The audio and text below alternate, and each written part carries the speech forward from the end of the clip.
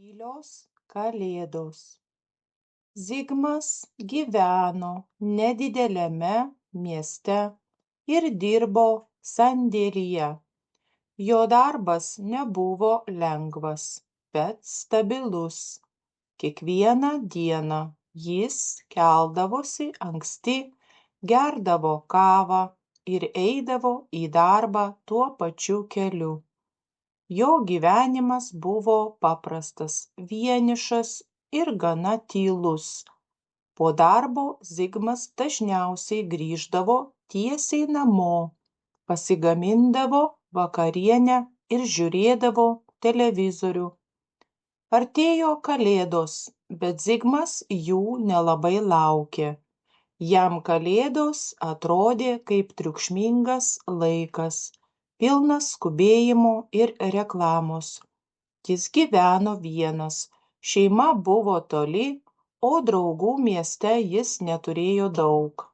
Kartais jis jausdavo tuštumą, ypač vakarais. Vieną šaltą gruodžio vakarą Zigmas pastebėjo, kad jo laiptinėje neveikia šviesa. Prie durų stovėjo kaimynė Birutė, vyresnė moteris, kuri gyveno tame pačiame name jau daug metų.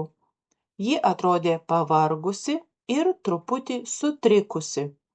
"Atsiprašau," pasakė ji, "ar galėtum man padėti? Aš bijau lipti laiptais tamsoje, bijau pargriūti." Zigmas trumpam sustojo. Jis be jokios abejonės padėjo Birutei užlipti laiptais ir palydėjo ją iki durų. Moteris jam nusišypsojo ir pakvietė užsukti arbatos. Iš pradžių Zigmas norėjo atsisakyti, bet galiausiai sutiko. Jo butas buvo nedidelis, bet jaukus. Ant stalo stovėjo paprasta eglutė, o kambaryje jautėsi šiluma. Jie gėrė arbatą ir kalbėjosi apie kasdienius dalykus - darbą, orą, miestą.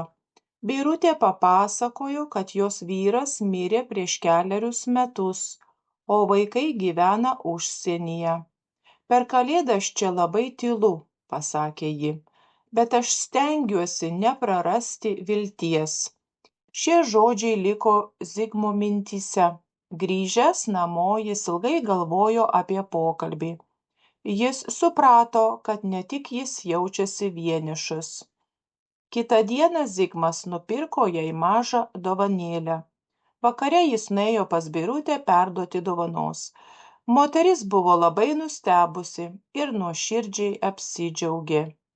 Ji pasiūlė kartu papuošti Zigmui eglutę. Per kitas dienas jie vis dažniau susitikdavo, kartais Zigmas padėdavo su pirkinių maišais, kartais tiesiog ateidavo pasikalbėti. Artėjant kalėdoms Zigmas pajuto, kad jo dienos tapo šiltesnės, nors lauke buvo vis šalčiau ir vienatvė nebuvo tokia sunki. Kalėdų vakarą Zigmas nebuvo vienas. Jis sėdėjo prie stalo kartu su Birute. Jie valgė paprastą vakarienę ir dalinosi prisiminimais. Nebuvo brangių dovanų, bet buvo ramybė ir jaukumas. Ta vakarą Zigmas suprato, kad kalėdos nebūtinai turi būti garsios ar tobulos. Kartais užtenka tiesiog geros, mielo žmogaus kompanijos.